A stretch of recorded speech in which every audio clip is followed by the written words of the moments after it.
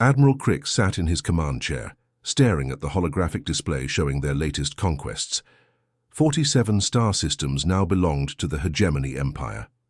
47 civilizations had learned to bow before their superior firepower. The reports were always the same: initial resistance, brief struggle, then complete surrender. It was getting almost boring. That's when the transmission came through. The communication officer looked confused as he handed over the message.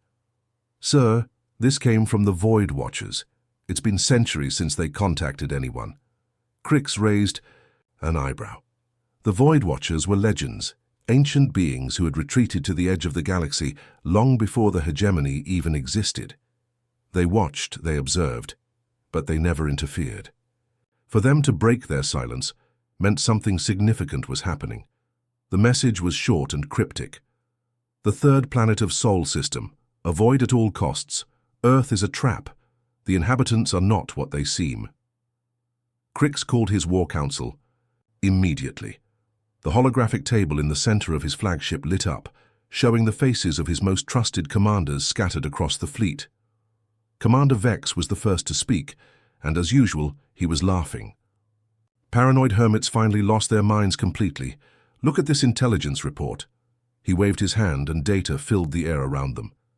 "Primitive bipeds with crude chemical rockets. They can barely reach their own moon." Captain Zenth nodded in agreement, pulling up more detailed scans. 8 billion humans scattered across their planet, constantly fighting each other over resources and territory. They have something called nations that can't even agree on basic cooperation. Their most advanced weapons are fusion bombs. Technology. "We abandoned 5,000 years ago," the other commanders chuckled. General Vorth added his own observations. "Our scouts have been monitoring them for months. They spend more time killing each other than developing any real defenses. Their space program is practically non-existent. A few orbital stations and some exploration probes. Nothing that could threaten even our smallest escort ships." Admiral Crix studied the data carefully. Earth did look like every other primitive world they had encountered. Rich in resources, strategically located near several important hyperspace routes, and defended by beings who had barely crawled out of their planetary gravity well. The blue and green planet looked peaceful, almost inviting. "Their energy readings are minimal," reported Science Officer Nexus. "No significant power sources detected beyond basic fusion reactors and primitive renewable energy systems. No orbital defenses, no shield generators protecting their cities. It's like they're completely unaware that the galaxy contains hostile forces." The fleet had been preparing for this conquest for weeks. 500 warships, each one capable of sterilizing a planet's surface, hung in space like sleeping giants. The crew was eager for another easy victory. Earth would be number 48. But thousands of light years away on Earth, in a small apartment in Sol, an elderly man named June sat quietly at his desk. Unlike his neighbors who were busy with their daily lives, June was watching something very different. Hidden screens showed the approaching alien fleet in perfect detail. His apartment looked ordinary. Simple furniture, family photos on the walls, tea cooling in a ceramic cup. Anyone walking past would see just another retired grandfather enjoying his evening. They wouldn't notice the sophisticated equipment hidden behind false walls or the quantum encryption devices disguised as household items. June had been waiting for this moment for decades.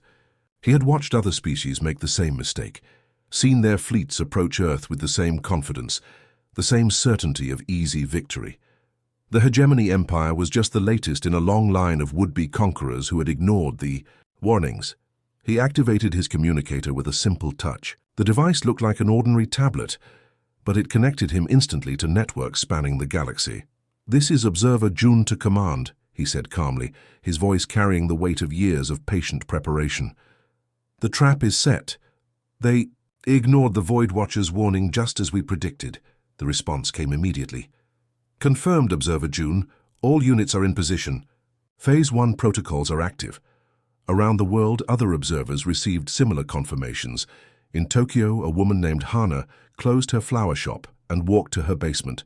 In New York, a man called Tai finished his shift at the subway station and took an elevator that went much deeper than any passenger knew.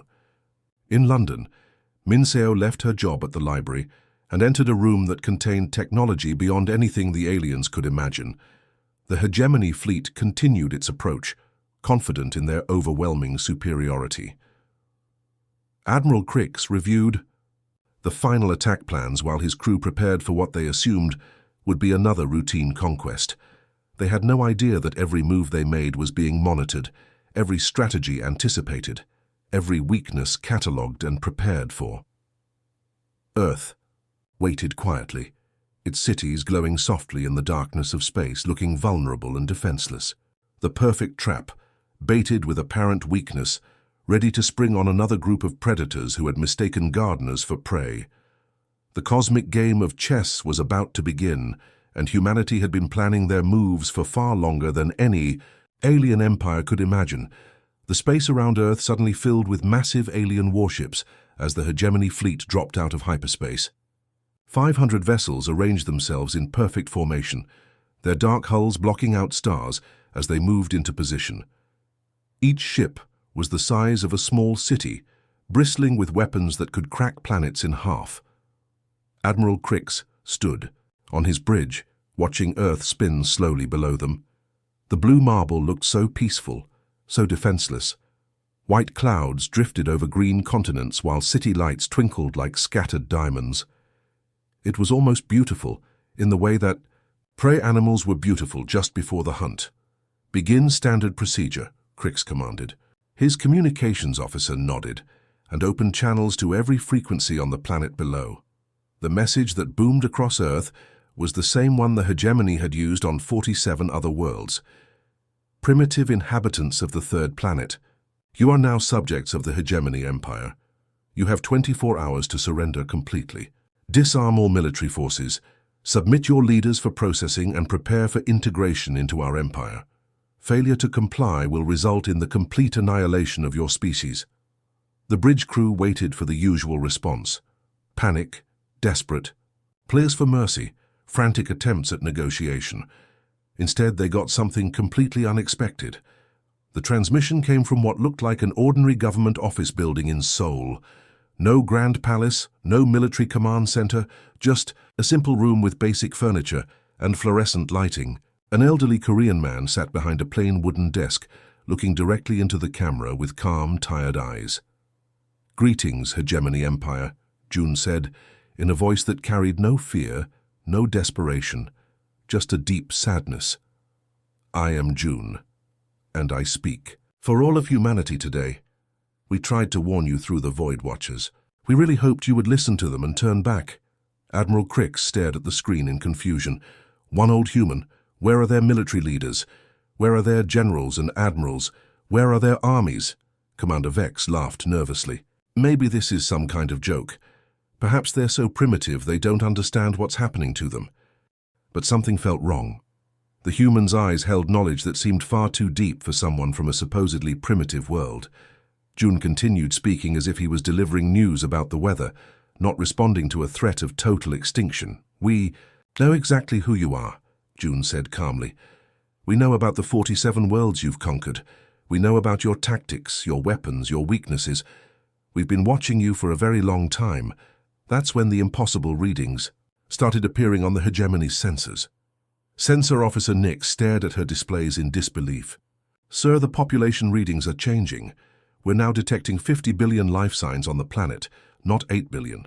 That's impossible. Our initial scans were perfect." More alerts started flashing across the bridge. Deep beneath Earth's surface, massive structures were appearing on their scans. Not small bunkers or simple shelters, but enormous complexes that stretched across entire continents. Some of them were hundreds of miles long and went down for miles into the planet's crust. "These readings can't be correct," whispered Science Officer Nexus. "These structures would have taken thousands of years to build. They're showing power, signatures unlike anything in our databases." Admiral Crix felt a chill run down his spine as more impossible data flooded in. Earth's magnetic field, which should have been natural and stable, was fluctuating in patterns that suggested artificial control. The planet itself was being manipulated like a tool. "Sir," Sensor Officer Nix's voice was barely audible now. "The cities, I don't think they're real cities at all. Across Earth's surface, something extraordinary was happening. In New York, what had appeared to be ordinary skyscrapers began to shift and change. The glass and steel facades flickered, like mirages in the desert, revealing something completely different underneath. Massive weapon emplacements emerged from what had looked like office buildings. Central Park dissolved into a sophisticated radar array that had been hidden beneath holographic trees and grass. In London, the Thames River shimmered and vanished, exposing a channel filled with defensive systems. Big Ben stretched upward, revealing itself to be not a clock tower, but a communications array reaching into space. The Houses of Parliament unfolded like a flower, exposing targeting computers and energy weapons. Tokyo's neon lights and crowded streets flickered out of existence, replaced by gleaming metal structures that hummed with barely contained power. What had looked like busy highways were actually conveyor systems moving military equipment. The peaceful temples and gardens were sophisticated sensor networks monitoring everything in orbit. In Seoul, young Hana sat in what appeared to be a small flower shop. Customers walking by on the street had no idea that beneath their feet lay one of Earth's primary command centers. She looked at a single red button on her desk, disguised as part of a cash register. "All stations report ready," came the voice, through her hidden earpiece. Awaiting your signal, Hana had been waiting for this moment her entire life. Her grandmother had waited for it, and her great-grandmother before that.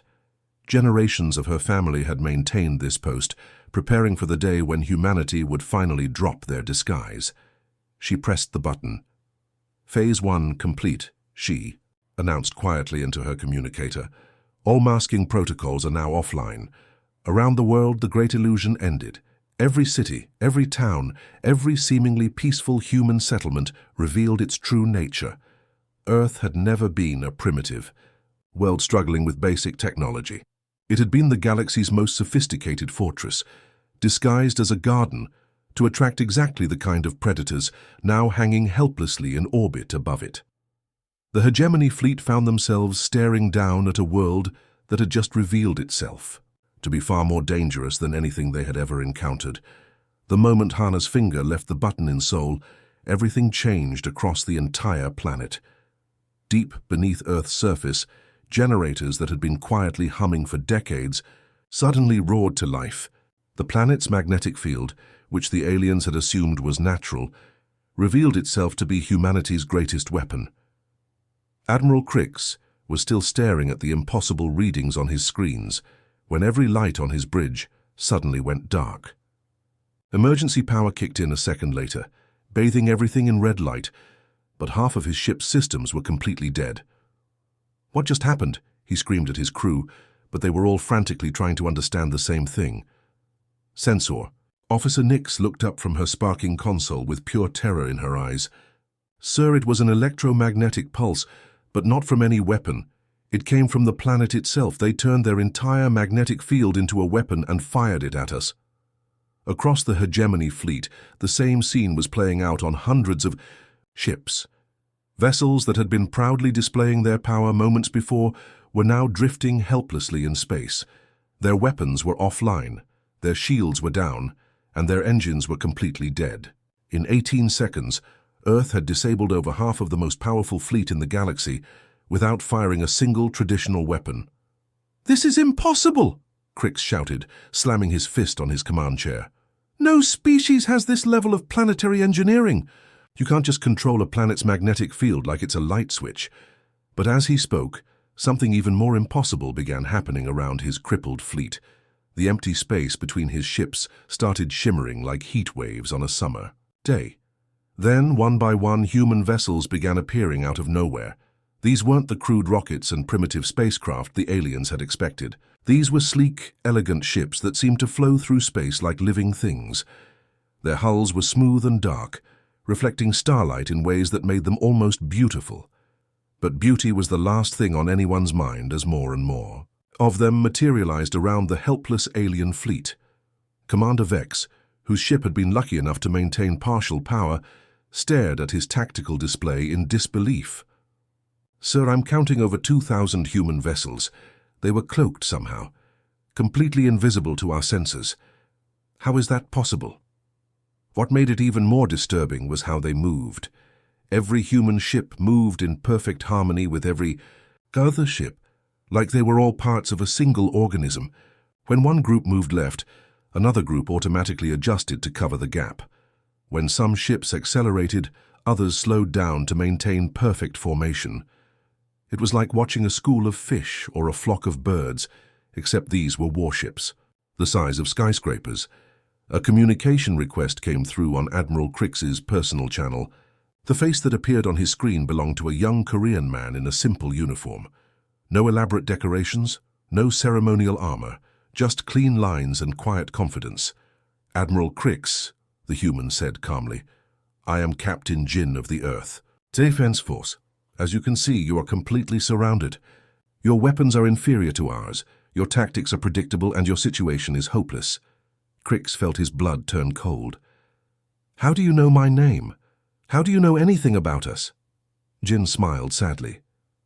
"We've been studying your species for over 300 years, Admiral.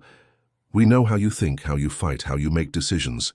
We know about your childhood on Hegemon Prime, about your first command, about the civilian colony you destroyed to make an example. We know everything." The battle that followed was unlike anything the galaxy had ever seen. It wasn't really a battle at all. It was more like a surgical operation performed by experts who knew exactly what they were doing. The human ships moved with impossible coordination. When Admiral Cricks ordered his remaining vessels to concentrate their fire on one group of human ships, those ships simply weren't there anymore. They had moved to new positions before his weapons could even lock on. When he tried to retreat, he found his escape routes already blocked by human vessels that had somehow predicted his exact strategy. Every tactic the hegemony had used to conquer 47 worlds was anticipated and countered before it could even begin. When they tried to form defensive clusters, human weapons fired from angles that shouldn't have been possible. When they attempted to ram the human ships in desperation, they found themselves targeting empty space, while the real ships attacked from behind. The human weapons were unlike anything in the hegemony's experience. Instead of crude energy beams or explosive projectiles, they fired something that seemed to slice through alien shields and armor, like they weren't even there. Hegemony ships that had withstood the combined firepower of entire planetary defense systems were cut apart like paper. Captain Zenth, commanding one of the few ships still fighting, opened a panicked channel to his admiral. "Sir, their weapons are ignoring our shields completely. It's like our defenses don't even exist." The end came quickly. Admiral Cricks watched his flagship's hull breach in 3 places simultaneously as human weapons found every weak point in his ship's design. Weakness they couldn't possibly have known about unless they had been studying hegemony vessels for decades. As emergency force fields struggled to contain the escaping atmosphere, Cricks finally understood the horrible truth. This hadn't been a primitive species defending their homeworld in desperation. This had been a carefully planned trap, executed by beings who had been watching and waiting for exactly this moment. The humans had allowed them to approach. They had wanted the hegemony to attack. Everything had been designed to lure aggressive species into a killing ground where their superior numbers and firepower meant nothing. Deep beneath Earth's surface, in a command center that stretched for miles underground, General Minho watched the engagement end with quiet satisfaction. Banks of screens showed every human ship, every disabled alien vessel, every tactical detail of the operation. "Final casualty report, General," his aide announced. "Hegemony forces 412 ships disabled, 67 destroyed. Human forces 0 casualties, minimal ammunition expended." Minho nodded, 18 minutes from start to finish. Centuries of preparation had paid off perfectly. "Excellent work, everyone," he said calmly. "Signal all commanders. Hegemony forces are neutralized. Begin Phase 2 immediately." Around him, his staff began implementing the next stage of humanity's plan. The trap had worked perfectly, but this was only the beginning. The few hegemony ships that managed to escape Earth's trap limped through space like wounded animals. Their hulls were cracked, their engines barely functioning, and their crews were in complete shock. Emergency broadcasts filled their communication channels as survivors tried to make sense of what had just happened. "This is Captain Zenth to any remaining hegemony forces," came one desperate transmission. "Earth is not what we thought. Repeat. Earth is not a primitive world. We've been deceived. The humans they're something else entirely." Another voice cut through the static. "Command, this is Science Vessel Nexus. Our entire understanding of this species was wrong. They're not native to Earth. This whole planet is some kind of elaborate trap, deep beneath the surface of Earth, in a massive facility that stretched for hundreds of miles underground." Dr. Sujin sat surrounded by holographic displays showing data that would have shocked any alien civilization. Her fingers moved across control surfaces as she accessed files that contained the complete military and cultural profiles of dozens of species. "Genetic analysis of the hegemony species, complete," she announced to her team. "Psychological warfare tactics, documented and filed. Technological capabilities, fully analyzed and countermeasures prepared." She paused, looking at the scope of information around her. "We now have complete tactical profiles on 47 conquered species, including detailed psychological maps and cultural weaknesses." Her assistant, a young man named Day, pulled up additional data streams. "The information-gathering operation has been running for millennia, Dr. Sujin. Every time an aggressive species emerged in this galaxy, we've been watching them, learning from them, preparing for them." What the hegemony had discovered, in their final moments of defeat, was a truth that would have shattered their understanding of the universe. Humans weren't a young species struggling to reach the stars. They were ancient, older than most civilizations in the galaxy. Long before the hegemony had conquered their first world, humans had already spread across thousands of star systems, but they hadn't spread as conquerors. They had spread as observers, as gardeners tending a vast cosmic garden. In a comfortable interrogation room that looked more like a coffee shop than a prison, June sat across from several captured hegemony officers. These weren't brutal interrogations, just conversations between beings who finally understood each other. "You want to know the truth about Earth?" June asked gently, pouring tea for his guests. "Earth isn't our homeworld. We chose this place specifically because it would appeal to species like yours." Admiral Crix, his uniform torn and his pride shattered, looked up with haunted eyes. "Chose it? What do you mean?" June smiled sadly. "Earth was designed as the ultimate honey trap, Admiral. We made it appear weak and resource-rich, populated by primitive beings who couldn't possibly threaten advanced civilizations. We wanted aggressive empires to find us irresistible." The alien officers stared at him in disbelief. Commander Vex spoke first. "That's impossible. You can't just design a planet to be bait." "Oh, but we can," June replied. "And we did. This is the 38th Empire that has fallen for it. The Korthak Dominion, the Stellar Federation, the Crystal Hierarchs. They all made the same mistake you did. They saw what appeared to be easy prey and couldn't resist taking a bite." He gestured toward the walls, and suddenly they became transparent, showing the vast underground complexes that stretched in every direction. Cities within cities, filled with technology that made hegemony science look like stone tools. These facilities weren't built for war, Admiral. They were built for knowledge. Every aggressive species in the galaxy has been studied, catalogued, and understood. We know how you think before you think it. We know what you'll do before you do it. The scope of it was staggering. Dr. Sujin's databases contained not just military information, but complete cultural analyses. They had psychological profiles on every major leader in the hegemony. They knew their fears, their ambitions, their weaknesses. They had infiltrators who had been observing alien societies for generations, learning their languages, understanding their customs. But the most shocking revelation was still to come. "The Void Watchers," Admiral Crix whispered. Suddenly, understanding. "Their warning," June nodded gravely. "The Void Watchers are old friends of ours, Admiral. They've been helping us for millions of years. When they sent you that warning, they weren't trying to protect Earth from the hegemony. They were trying to protect the hegemony from Earth." The truth hit the alien officers like a physical blow. The ancient, mysterious Void Watchers, being so old and wise that most species considered them nearly mythical, had been working with humanity all along. The warning they had sent wasn't a threat assessment about Earth's defenses. It was a desperate attempt to save the hegemony from walking into a trap that had been thousands of years in the making. "We never wanted to destroy you," June continued, quietly. "We wanted to change you. Every empire that has attacked Earth has been given the same choice afterward: evolve beyond conquest or face the consequences of continued aggression." Commander Hyojin entered the room, carrying a datapad filled with real-time reports from across the galaxy. "June, the diplomatic teams are reporting remarkable progress. Hegemony member species are already responding to our overtures." She turned to address the captured officers directly. "Your empire is finished, but your species don't have to be.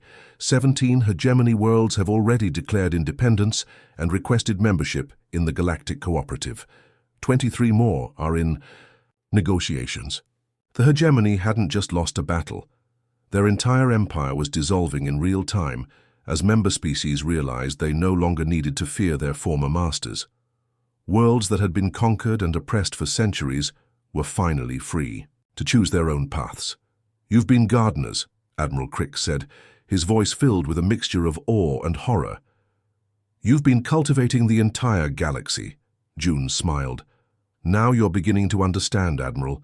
Humanity has been tending this cosmic garden for millennia, waiting patiently for each species to mature enough to move beyond primitive aggression. Some learn quickly, others—" he gestured toward the reports of the hegemony's collapse. "Others need more dramatic lessons." The universe had just learned that humanity wasn't prey. They were the gardeners who had been patiently waiting for their garden to grow up. Within hours of the hegemony fleet's defeat at Earth, something extraordinary began happening across the galaxy.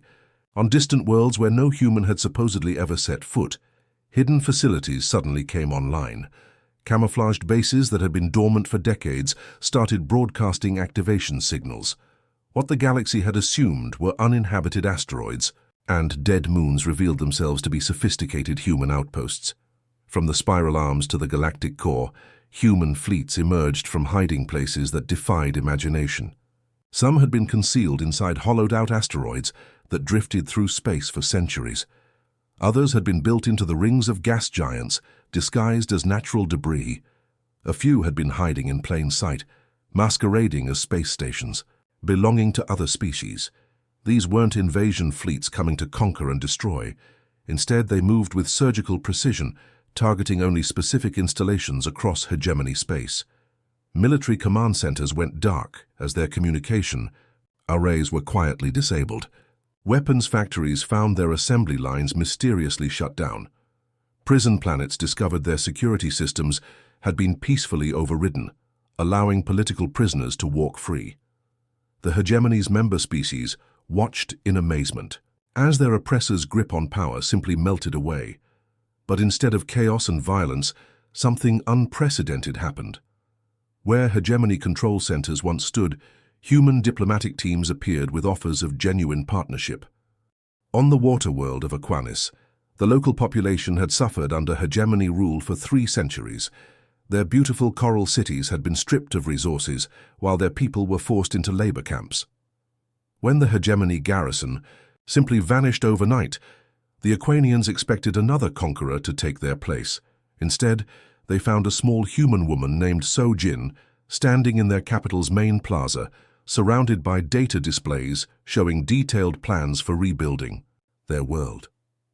"We're not here to rule you," she told the gathering crowd. "We're here to help you rule yourselves." The same scene played out on hundreds of worlds.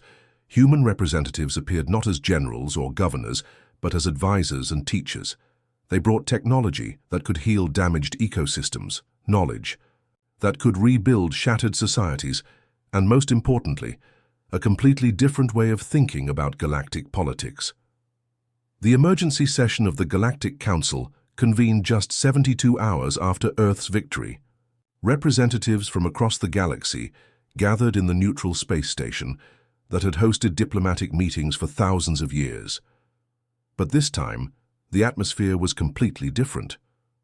June entered the Great Assembly Hall, and the sight that greeted him would have been unthinkable just days before. Species that had been enemies for millennia were sitting together, talking quietly instead of shouting threats. Former hegemony subjects were sharing tables with representatives of worlds that had fought against the Empire. "Honored delegates," June began, his voice carrying clearly through the vast chamber. "The old paradigm is over. 40,000 years of endless war, conquest, and subjugation ends today." The reaction was immediate, but not what anyone would have expected. Instead of protests or demands for proof, there was silence. Deep, contemplative silence as beings who had lived their entire lives under the threat of violence tried to imagine what peace might actually look like. Ambassador Yuna stepped forward to address the assembly. Unlike the elaborate robes and ceremonial weapons that most galactic diplomats wore, she was dressed simply in clothes that could have belonged to any working person on any world. "We know this is difficult to understand," she said gently. "Your species have been trapped in cycles of aggression for so long that cooperation seems impossible. But we've been watching you, learning about you, and waiting for you to be ready for something better." She gestured, and holographic displays filled the air above the assembly. They showed the rise and fall of galactic empires over millions of years, the same patterns repeating endlessly. Conquest, rebellion, collapse, and the emergence of new empires to start the cycle again. Every war, every conflict, every rise and fall of empire, we've been there, watching and guiding when we could. Not controlling, not conquering, but gently nudging you toward this moment when you would finally be ready to move beyond primitive aggression. The transformation happened faster than anyone had dared hope. The hegemony's former territories didn't descend into chaos or fragment into warring factions. Instead, they began reorganizing themselves into something that had never existed before. A true cooperative alliance where species worked together instead of fighting for dominance. Former enemy worlds found themselves sharing resources and technology. The crystalline hierarchs, who had been fighting the hegemony for generations, suddenly discovered they could accomplish more through partnership than they ever had through warfare. The silicon-based collective, who had never trusted organic species, began joint research projects with carbon-based civilizations. It wasn't perfect and it wasn't immediate. There were disputes, misunderstandings, and moments when old hatreds threatened to resurface. But every time conflicts arose, human mediators appeared with solutions that somehow satisfied everyone involved. They had been studying these species for millennia, and they knew exactly how to help them work together. The trap was never just for the hegemony, June explained to the transformed galaxy during his final address to the Council. It was for the old way of thinking itself. We built Earth as a honey trap, yes, but not just to catch aggressive empires. We built it to catch the idea that the strong must dominate the weak, that resources are scarce, that species must fight each other for survival. The audience listened with rapt attention as he continued. "We've cultivated this cosmic garden for millennia, watching each species grow and develop, waiting patiently for the moment when you would all be mature enough to move beyond your childhood conflicts." Deep beneath Earth's surface, in command, centers that stretched across continents, young Mincio sat before banks of displays, showing the real-time status of galactic civilization. Where once there had been red zones marking conflict areas, green indicators now showed peaceful cooperation. Trade routes that had been closed for centuries were reopening. Scientific research that had been stifled by military concerns was flourishing. "Final report," Mincio asked her supervisor. She smiled as she updated the last entries on her board. "The age of empire is officially over, sir. The age of cooperation has begun." Across the galaxy, humanity revealed their true nature. They weren't conquerors who had hidden their strength until the perfect moment to strike. They were gardeners who had spent millions of years carefully tending a cosmic garden, waiting patiently for it to mature enough to bloom into something beautiful. The trap had worked perfectly, but its real target had never been any single empire. It had been designed to catch an entire galaxy's assumption that violence was the only path to power, that cooperation was weakness, and that the universe was too dangerous for anyone to trust anyone else. Now, finally, the garden was ready for harvest. Not a harvest of destruction, but a harvest of hope.